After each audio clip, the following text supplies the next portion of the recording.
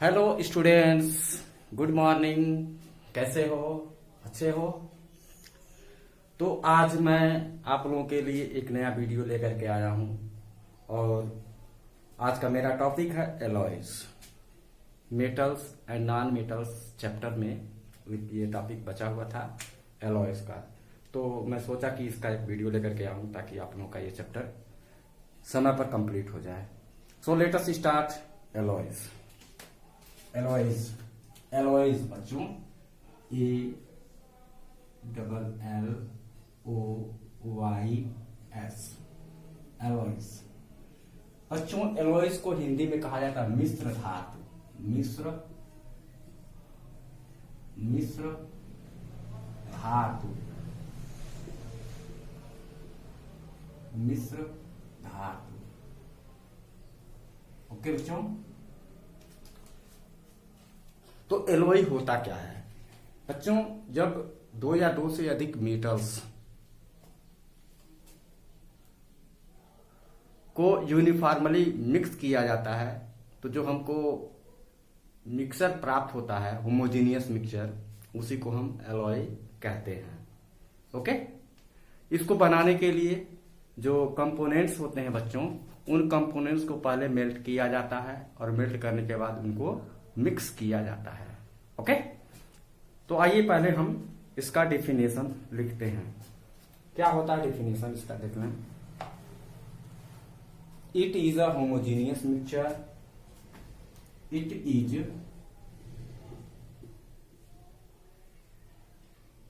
A homogeneous mixture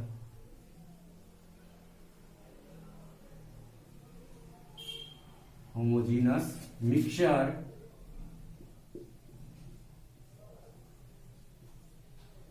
it is a homogeneous mixture of two or more components, of two or more components. Okay, two or more components.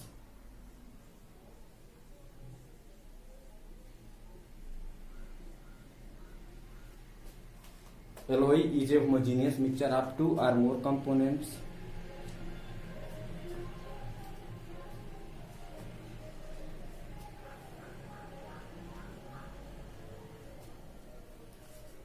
It is formed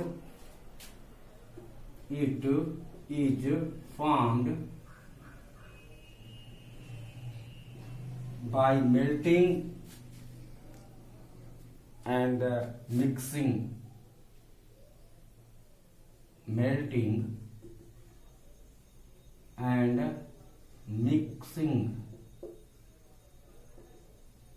the metals together. The metals together.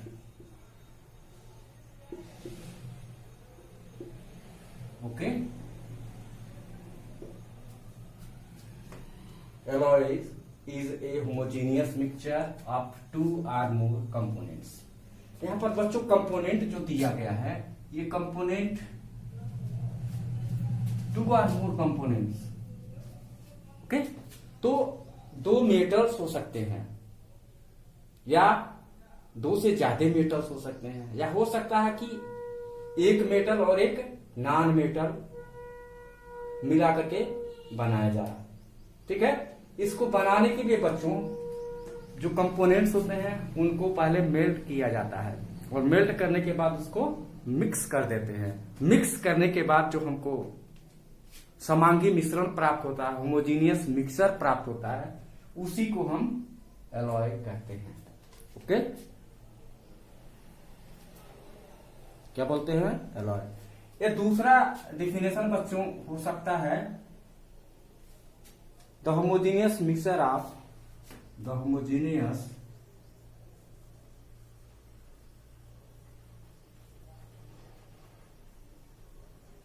mixture of two or more metals, of two or more metals The homogeneous mixture of two or more metals is said to be alloy, is said to be alloy. Okay, तो ये आपका दूसरा definition हो गया। किसी भी definition को आप बोलोगे तो गलत नहीं होगा बच्चों। अच्छा बच्चों, ये एलॉय की आवश्यकता क्या पड़ती है? आप जानते हैं कि जो मेटल होते हैं उनकी अपनी प्रॉपर्टी होती है, और जो उनकी प्रॉपर्टी होती है उस प्रॉपर्टी के रूप में उनका बहुत ज्यादा यूजेस नहीं होता। जैसे मान लीजिए मेटल्स आर सॉफ्ट, तो सॉफ्ट मेटल के ब्रिज वगैरह नहीं बनाए जा सकते। ओके, तो इसीलिए उनका एलॉय बनाया जाता है, ठीक है। और एलॉय बनाने से वो हार्ड हो जाते हैं, टफ हो जाते हैं, टेंसाइल हो जाते हैं, बहुत सारी उनकी प्रॉपर्टी जो होती है चेंज हो जाती है बच्चों। जो मेन कंपोनेंट जैसे मेटल है, ओके, उनकी प्रॉपर्टी से डिफरेंट इनकी प्रॉपर्टी आ जाती है। ओके, तो इतना नोट करें, फिर मैं मिटा करके आगे चलता हूं। मिटा, ओके। आइए बच्चों, अब हम डिस्कस कर रहे हैं एग्जाम्पल। वैसे बच्चों एलॉय जो होते हैं दो तरह के होते हैं। एलॉय कितने तरह के होते हैं? दो तरह के। There are two types of alloy on origin, on the basis of origin alloy are two type. पहला होता है बच्चों natural alloy, natural alloy. Okay, ये नेचर में पाए जाते हैं, खुद ब खुद जो है ये पाए जाते हैं। ये नेचुरल एलॉय जो बच्चों होते हैं ये दो तरह के होते हैं। एक को कहा जाता है इलेक्ट्रम, इलेक्ट्रम, इलेक्ट्रम नेचर में पाया जाता है बच्चों। इलेक्ट्रम जो होता है वह नेचर में पाया जाने वाला एलॉय होता है। और ये इसका कंपोनेंट क्या होता है बच्चों? इसका कंपोनेंट होता है silver and gold, silver and gold इसके कंपोनेंट होते हैं। Electrum is a natural alloy, okay, which contains silver and gold. ऐसे ही बच्चों दूसरा जो होता है नेचुरल एलॉय मेटियोराइट, मेटियोराइट, मेटियोराइट बच्चों, मेटियोराइट जो है हमारा दूसरा नेचुरल एलॉय होता है। इसके कंपोनेंट होते हैं iron and nickel, iron and nickel are the component of meteorite. Okay, समझ में आ रहा है? तो हमारे नेचुरल एलॉय बच्चों जो होते हैं नेचर में अपने आप पाए जाते हैं। दो तरह से इनको देखा गया है। एक होता है इलेक्ट्रम, इलेक्ट्रम में गोल्ड और सिल्वर होता है, तथा मेटियोराइट होता है जो आयरन और निकल का होमोजीनियस मिक्सचर होता है। ओके बच्चों, अब है दूसरा बच्चों man made alloys. Man made, इसको बच्चों हम मैन मेड एलॉय कहते हैं। इसको आर्टिफिशियल भी बोल सकते हैं, आर्टिफिशियल। ह्यूमन बीइंग जो होते हैं वे अपने यूजेस के आधार पर जो है डिफरेंट डिफरेंट मेटल्स को मिक्स करते हैं डिफरेंट डिफरेंट रेशियो में और मिला करके एलॉय बनाते हैं। ओके, और इसके एग्जांपल बच्चों आप चाहोगे तो लिख सकते हो ब्रास। ब्रास में बच्चों कॉपर और जिंक होता है। क्या होता है? कॉपर होता है और जिंक होता है। ऐसे बच्चों ब्रॉन्ज, इसमें कॉपर तथा टीन होता है, टीन। ओके, ये ब्रॉन्ज जो होता है बच्चों, okay, first man made alloy है, first man made alloy, first man made alloy. Okay बच्चों, bronze is the first man made alloy.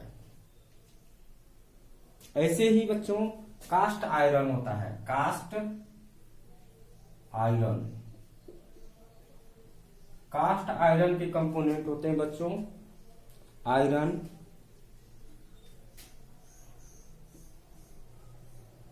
Carbon non metal हो सकता है या सिलिकॉन हो सकता है। ओके, ये कास्ट आयरन हो गया। स्टेनलेस स्टील बच्चों बहुत सुनने में आता है, स्टेनलेस स्टील इसलिए बनाया जाता है ताकि उसमें करोजन ना हो। ओके, स्टेनलेस स्टील में बच्चों आयरन होता है, निकल होता है,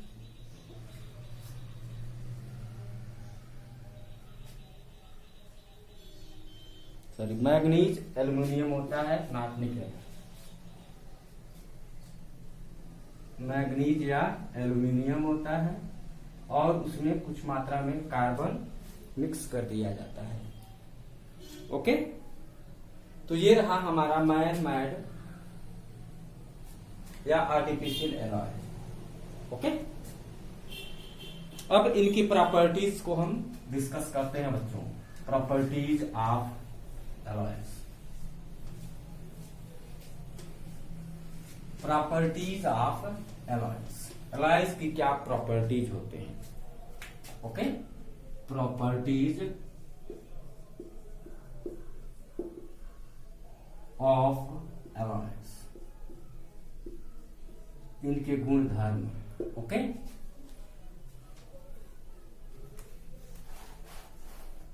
तो बच्चों जो एलॉयज होते हैं, इट हैज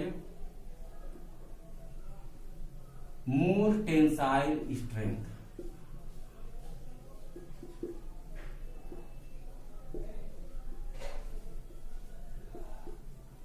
ओके, मेटल का टेंसाइल स्ट्रेंथ अधिक नहीं होता, पर एलॉय का टेंसाइल स्ट्रेंथ उससे भी ज्यादा होता है। दूसरा प्रॉपर्टी बच्चों, it has more toughness, it has more toughness,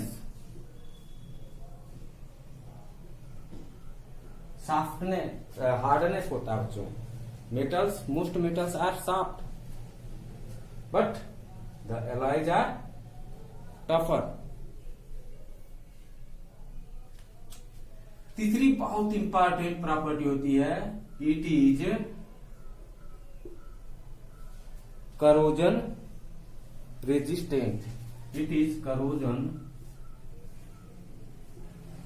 resistant. Okay, corrosion नहीं होता है, एलॉय में करोजन नहीं होती है। फोर्थ प्रॉपर्टी होता है बच्चों, it is harder than metal, it is harder than metal. ये मेटल से हार्ड होते हैं बच्चों। Metals are soft, you know, metals are soft.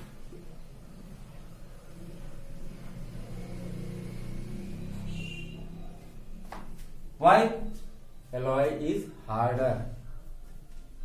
It has high durability. It has high durability बच्चों।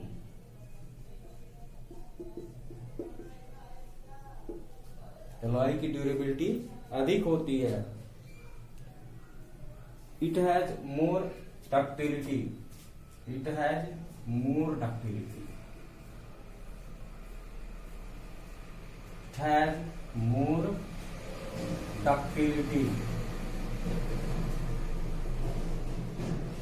Okay? तो ये सब बच्चों प्रॉपर्टीज रहा एलॉय की। तो 6 प्रॉपर्टीज आपके सामने दिखाई पड़ रहा है। Alloy has more tensile strength, okay, it has more toughness, it is corrosion resistant, it is harder than metal. Metals are soft. It has high durability, and alloy has more ductility. Alloy has more ductility. तो बच्चों अभी आपको मैंने properties बतलाया alloys का, और इसके पहले आप लोगों को मैंने बतलाया कि एलॉयज जो होते हैं ओरिजिन के आधार पर, उत्पत्ति के आधार पर कितने तरह के होते हैं। दो तरह के आपको बतलाया, नेचुरल एलॉय एंड आर्टिफिशियल और मैन मेड एलॉय। अब बच्चों कंपोजिशन के आधार पर एलॉय का classification. Okay, classification of alloy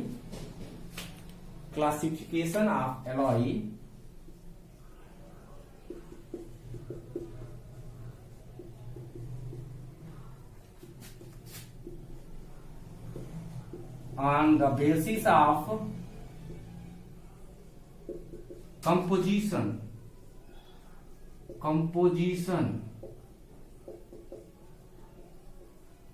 okay, जो कंपोजिशन होंगे बच्चों, कंपोजिशन मीन्स कहने का तात्पर्य कि जो मेटल एटम होंगे या मेटल और नॉन मेटल के एटम होंगे, उनके साइज कैसे हैं, सिमिलर साइज हैं या डिफरेंट साइज हैं।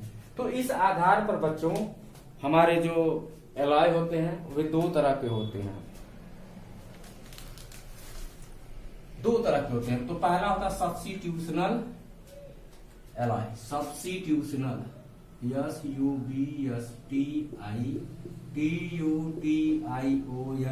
सब्स्टिट्यूशनल एलॉय। ओके बच्चों, सब्स्टिट्यूशनल एलॉय। सब्स्टिट्यूशनल एलॉय बच्चों क्या होते हैं, कैसे बनते हैं। It is formed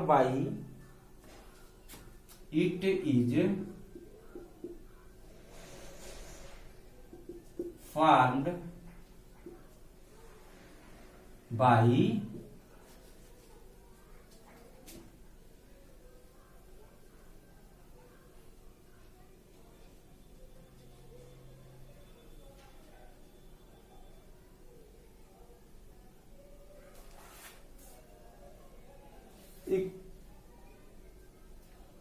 substituting one metal atom, substituting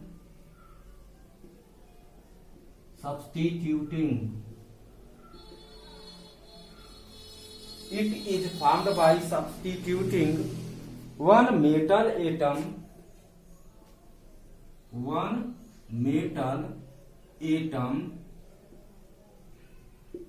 with other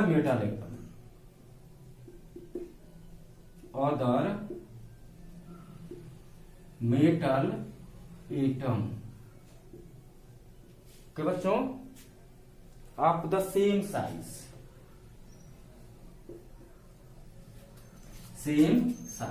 मतलब जो कंपोनेंट वाले जो मेटल्स होंगे उनके एटम के साइज सेम होंगे। ओके, जैसे मान लीजिए कि हमारे पास जो है बच्चों कॉपर है, तो कॉपर के एटम सभी सिमिलर होंगे। उसी में मान लीजिए कि हमने जिंक को सब्स्टिट्यूट करा दिया, कुछ कॉपर के मेटल एटम्स को हटा करके वहां पे जिंक। ओके, आप जानते हो कि ये दोनों जो होते हैं ओके आपके 4th पीरियड में पाए जाते हैं, कॉपर जिंक। कॉपर का एटॉमिक नंबर 29 होता है, जिंक का 30 होता है बच्चों। उनके साइज में बहुत खास डिफरेंस नहीं होता है, उनके साइज ऑलमोस्ट बराबर होते हैं।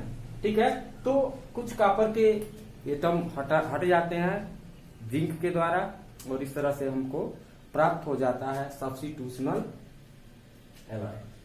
दूसरी बात है बच्चों, इट इज फॉर्म्ड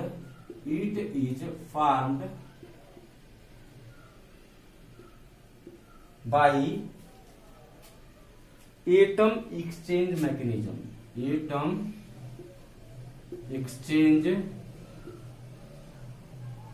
मैकेनिज्म।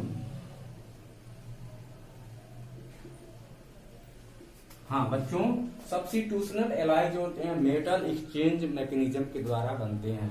मतलब एक मेटल का एटम दूसरे मेटल के एटम के द्वारा सब्स्टिट्यूट हो जाता है, रिप्लेस कर दिया जाता है। ओके। तीसरा बच्चों इसके बारे में बात है कि जो एटम्स के साइज होते हैं वो सेम होते हैं, same size metal atoms. Okay, these have same sized atoms, same sized metal atoms.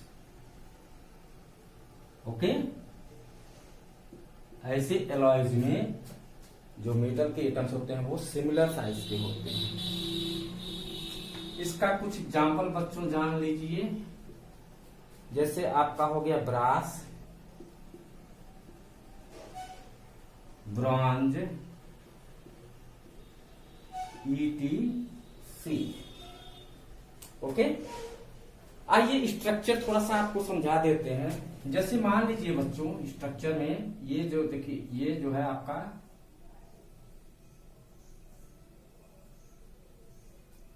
Copper के सारे ये जो है एटम्स हैं। ओके, कौन से एटम है? Copper atom, Cu atom. अब बच्चों क्या होगा कि कुछ कॉपर के एटम डिस्प्लेस कर दिए जाएंगे, कुछ कॉपर के एटम जो होंगे वो डिस्प्लेस कर दिए जाएंगे बच्चों।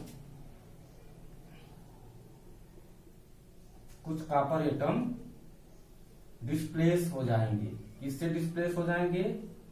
जिंक के एटम से। ओके, तो इस तरह से हमको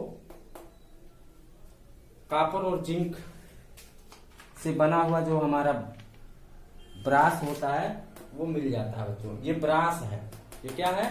ये ब्रास है, ये प्योर कॉपर है और ये ब्रास हो गया। ठीक है, ये आपका क्या है? Brass. This one is brass and this one is copper. यहाँ पर कॉपर के एटम सभी दिखाई पड़ रहे हैं, एक जैसे हैं। यहाँ पर कुछ जिंक के भी एटम कॉपर के एटम को सब्स्टिट्यूट कर दिए हैं। ओके, इस प्रकार से हमारा एलॉय प्राप्त हो गया, सब्स्टिट्यूशनल एलॉय। तो मिटाएं बच्चों, इसको नोट कर लीजिए, मिटाते हैं। इस प्रकार का जो होता है हमारा एलॉय, उसको कहते हैं इंटरस्टिशियल एलॉय। दूसरा काइंड होता है बच्चों interstitial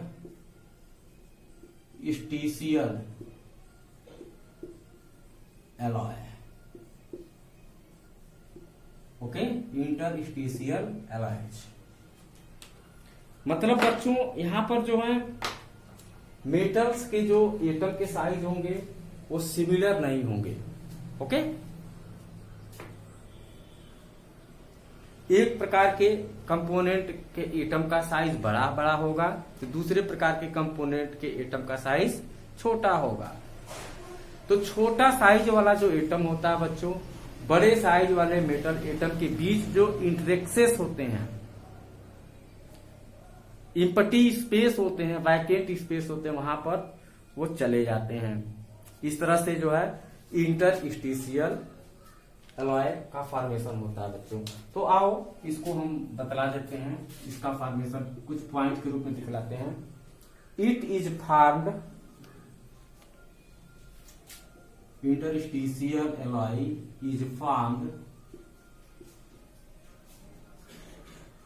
when it is formed when one of the metal atoms are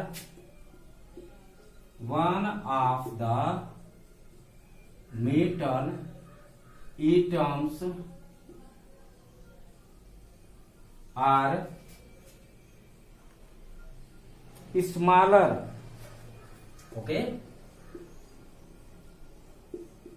जो दो मेटल हैं उनमें से एक के एटम छोटे छोटे हैं बच्चों, but others are larger, but others are larger, जबकि दूसरे कैसे होते हैं, बड़े होते हैं। सो स्मॉलर एटम्स कम, so smaller atoms come in intricacies,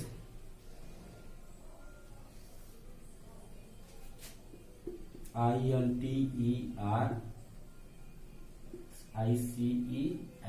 that is empty space,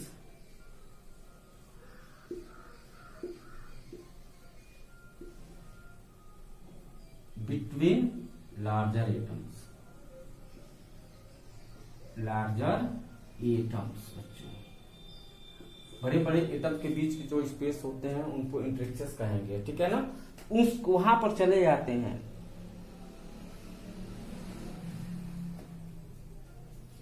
इंटरेक्सेस of the other metal atom,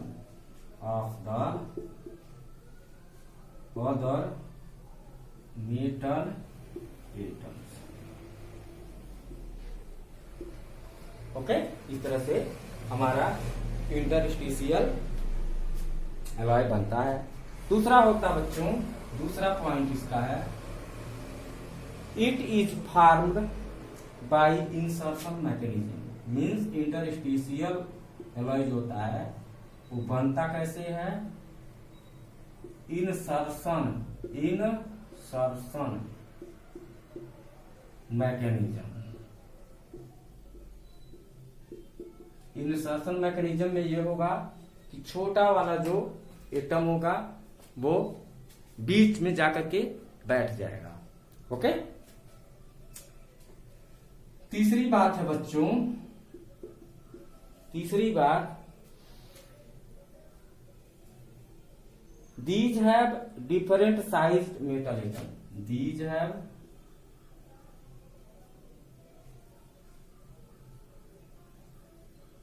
different sized atoms, इनमें एटम्स का साइज डिफरेंट होता है।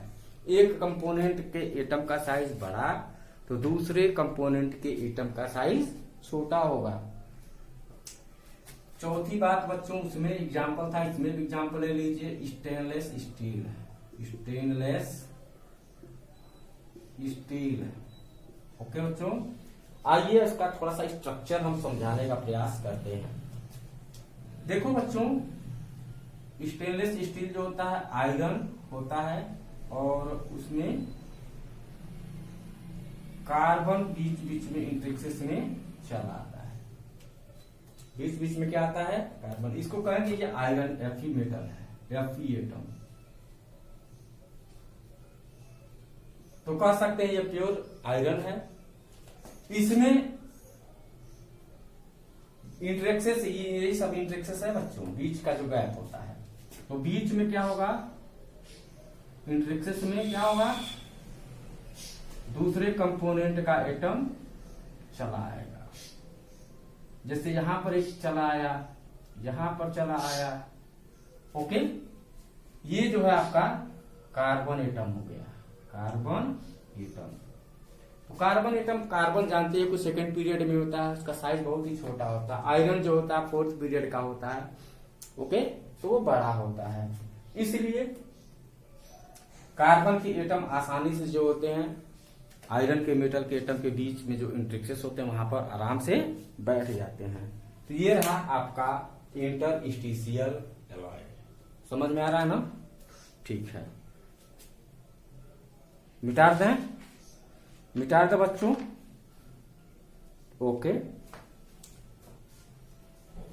मिटाते हैं।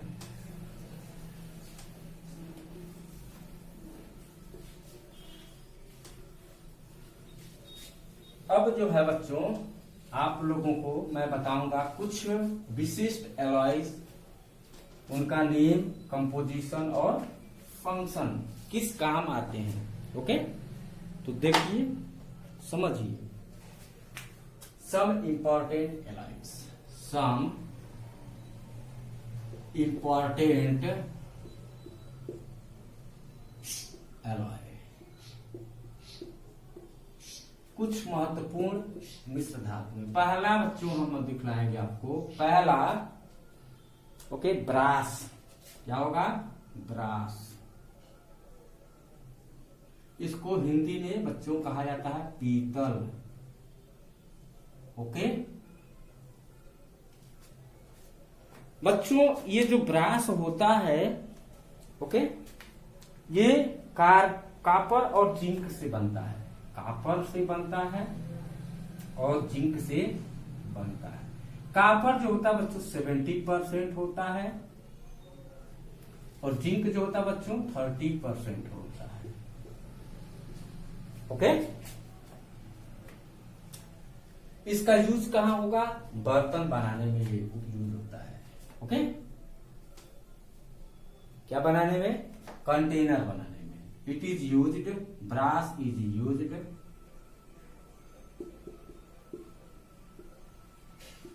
इन प्रिपरेशन ऑफ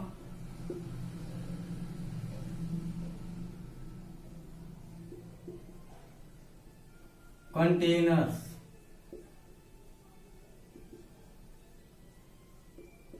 ओके, बर्तन बनाने में इसका यूज होता है। समझ में आया?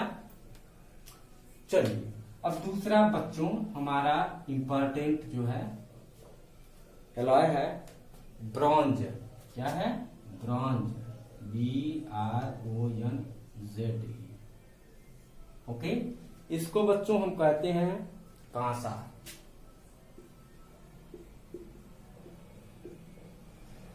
ओके बच्चों, ये जो होता है कापर और टीन का बना होता है। कापर का और टीन का। कापर जो होता है बच्चों 90% होता है, 90% जो होता है कापर होता है और 10% टीन होता है। समझ में आ रहा है? इनका उपयोग जो होता है सिक्का, मेडल और घंटी बनाने में होता है। Bronze is used in making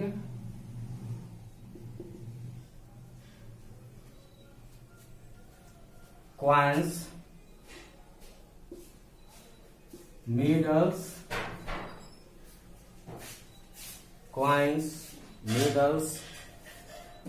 and bells, bells बनाने में इसका उपयोग होता है। ओके, नोट करिए इतना, फिर थर्ड का डिस्कस करते हैं, मिटाते हैं। ओके,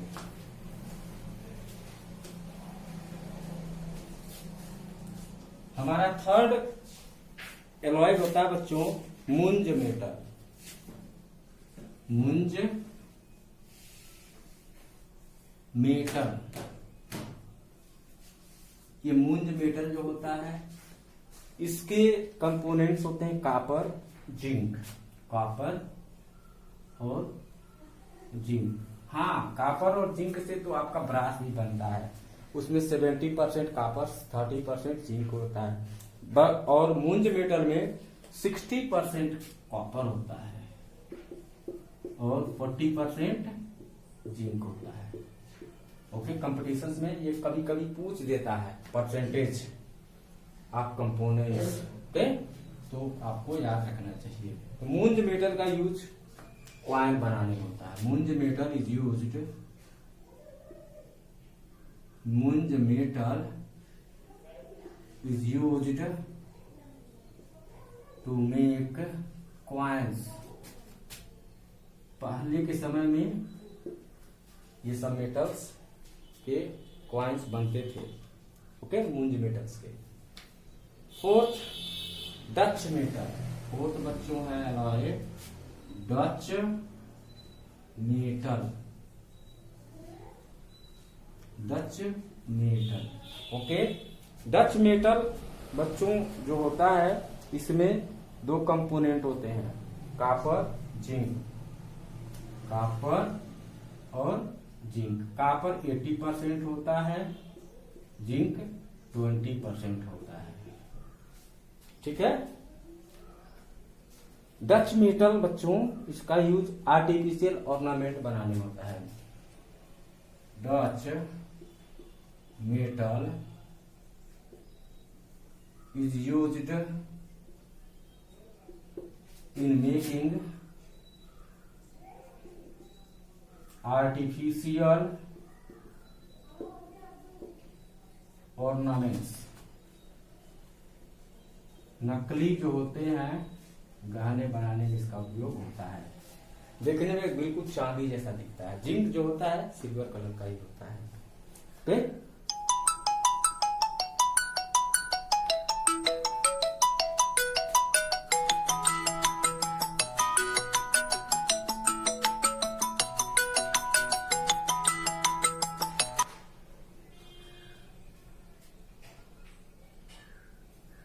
हाँ, तो बच्चों 4 हो गया आप लोगों का इंपॉर्टेंट एलॉय। अब आइए हम 5th के बारे में डिस्कस करते हैं। ओके बच्चों, 5th हमारा इंपॉर्टेंट एलॉय होता है मोनेल मेटल। मोनेल मेटल के कंपोनेंट्स होते हैं कॉपर एंड निकल। कॉपर 70% और निकल 30%। Okay. Monal metal is used in making container. बर्तन बनाने में मोनल मेटल का यूज होता है। 6 रोल्ड गोल्ड। ओके। कॉपर 90% होता है, एल्यूमिनियम 10% होता है। It is used in making ornaments. Okay. नकली आभूषण बनाने में इसका उपयोग किया जाता है। ओके, मिटाते हैं।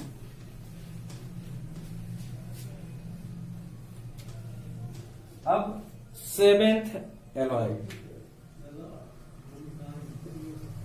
7th एलॉय जो है बेल मेटल बच्चों। Bell metal. बेल मेटल के कंपोनेंट होते हैं copper and tin. Copper and tin. Copper 80% होता है बच्चों और टीन जो होता है 20% होता है। Okay. Bell metal is used, it is used to make bell and statues. Bells and statues. Okay. Now 8th alloy, which is German silver. German silver। Name में बस सिल्वर है, लेकिन इस एलॉय को बनाने में सिल्वर यूज नहीं होता है। इसके कंपोनेंट होते हैं कॉपर, जिंक, निकल। ये टर्नरी जो होता है एलॉय होता है। ओके। अभी तक आपने बाइनरी एलॉय को पढ़ा जिसमें 2 ही कंपोनेंट होते थे। जिनमें 3 कंपोनेंट होते हैं उनको टर्नरी एलॉय कहा जाता है। कॉपर 68% होता है, जिंक आपका 20% और 12% निकेल होता है। ओके। German silver. तो जो सिल्वर के बर्तन बने होते हैं वही जर्मन सिल्वर के बनाए जाते हैं। It is used in making containers। Okay. Silver के जो मेटल्स, सिल्वर के जो कंटेनर्स होते हैं वो जर्मन सिल्वर के बने होते हैं। कॉपर, जिंक और निकल। कॉपर 68, जिंक 20 एंड 12 निकल। मिटाए। अब बच्चों 9th हमारा एलॉय है delta metal. Delta metal. Okay.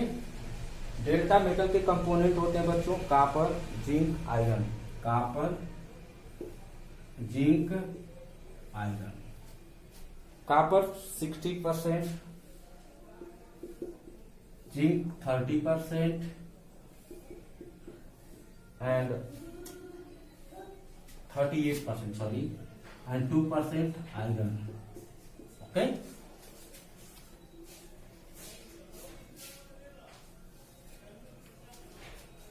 it is used in making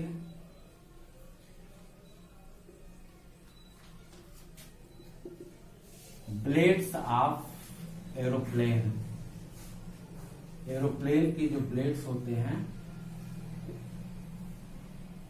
वो डेल्टा मेटल के बनाए जाते हैं। ओके, हल्के होते हैं, मजबूत होते हैं, ड्यूरेबिलिटी उनकी अधिक होती है। अगला है गन मेटल बच्चों। गन मेटल, गन मेटल किन किन चीजों का बनता है? Copper, tin, copper, tin, zinc, lead, zinc and lead, ये चार। ओके, इसको क्वार्टरनरी कहा जाता है, क्वार्टरनरी एलॉय। कॉपर जो होता है बच्चों 10% होता है ऑलमोस्ट, टिन 1%, जिंक भी जो होता है 1% होता है और बाकी बचता है जो 88% लेड होता है। और जानते हो कि लेड जो होता है पॉइजनस मेटल होता है, पॉइजनस। ओके, तो जो बुलेट होते हैं जब किसी को लगते हैं, ठीक है ना, वो मर जाते हैं इसी लेड के कारण। यदि लेड नहीं होता तो नहीं मरते। ओके, तो gun metal is use to make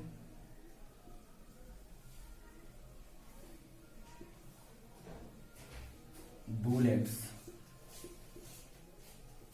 गोलियां बनाने में यूज किया जाता है। ठीक है, 10 हो गया, मिटाएं। अब है 11th आपका इंपॉर्टेंट एलॉय,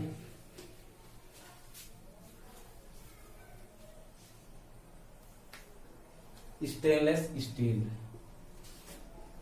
स्टेनलेस स्टील,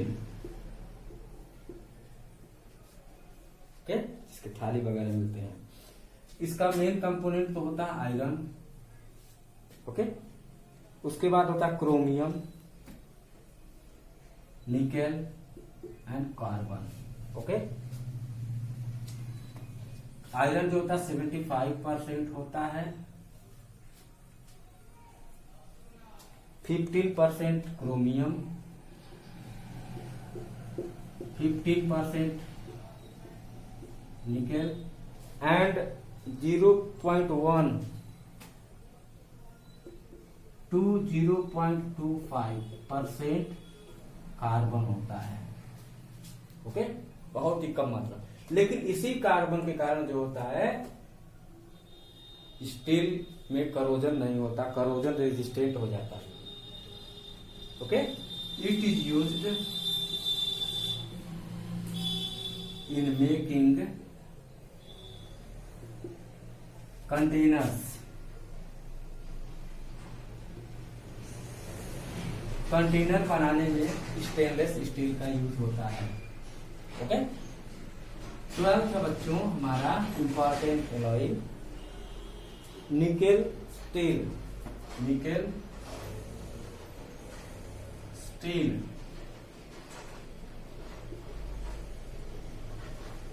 निकल स्टील बच्चों आयरन और निकल का बना होता है।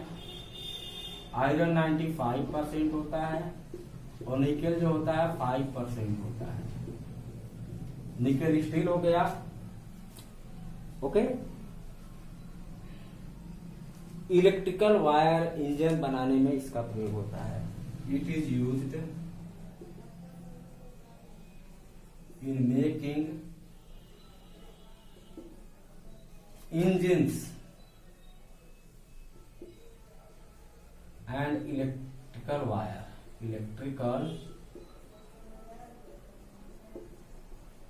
वायर्स। इंजन बनाने तथा इलेक्ट्रिकल वायर बनाने में निकल स्टील का इस्तेमाल होता है। ओके मिटाएं। ठीक।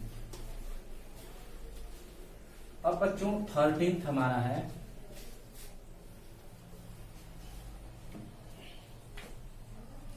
नाइक्रोम।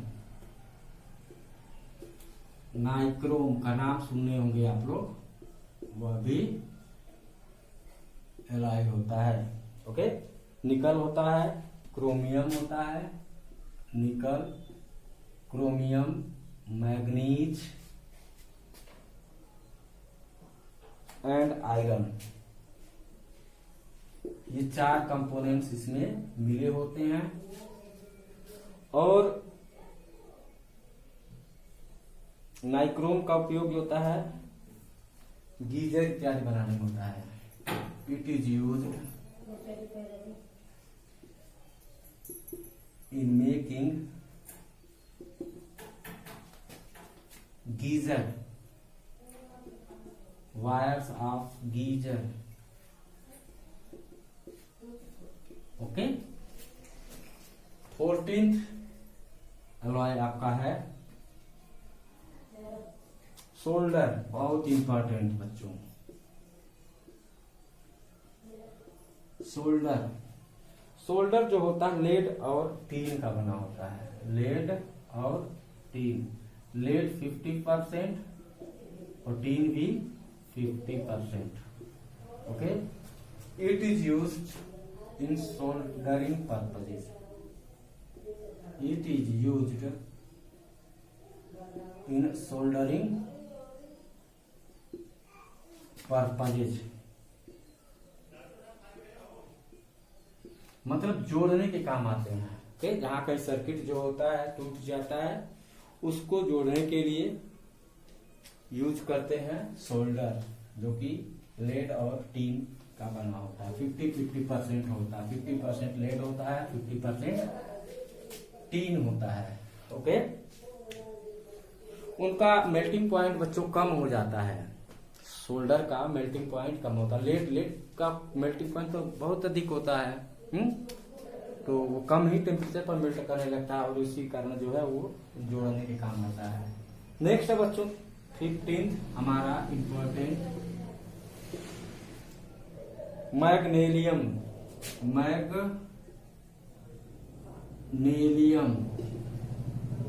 मैग्नीशियम जो होता है बच्चों एल्यूमिनियम और मैग्नीशियम का बना होता है। एल्यूमिनियम और मैग्नीशियम 95% एल्यूमिनियम होता है, 95% जो होता है एल्यूमिनियम और 5% magnesium. Okay, aluminium being very light, it is used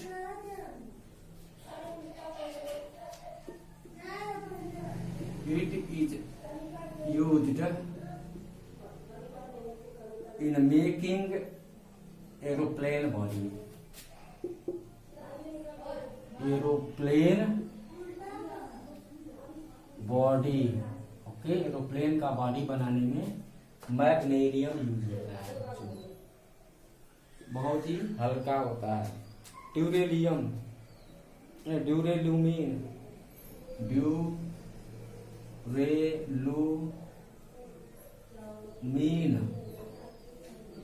ये आखिरी हमारा एलॉय है। एल्यूमिनियम, क्रोमियम, इसके कंपोनेंट होते हैं aluminium, chromium, magnesium and manganese. Magnesium and manganese. Aluminium बच्चों होता 64%, क्रोमियम होता है बच्चों 3%, magnesium 2%, 69 and remaining 1%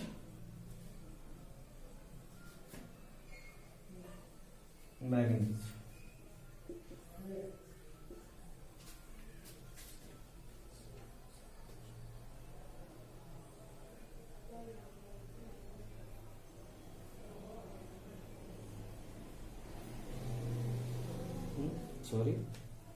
Sorry, percentage is not good, I think. Okay, so later it will be told, and it is used in making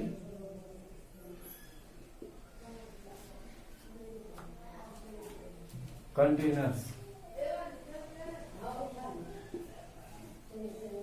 container बनाने में जो होता है ड्यूरेलुमिनियम का यूज किया जाता है। एल्यूमिनियम, क्रोमियम, मैग्नीशियम, मैग्नीज इसके कंपोनेंट होते हैं। ओके बच्चों, thank you very much. Note कर लिए, पढ़िए इनको। वीडियो को जरूर लाइक करिएगा, सब्सक्राइब कर लीजिएगा और बेल आइकन को दबाना मत भूलिएगा ताकि हमारे नए आने वाले वीडियोस का नोटिफिकेशन आपको मिलता रहे। Thank you.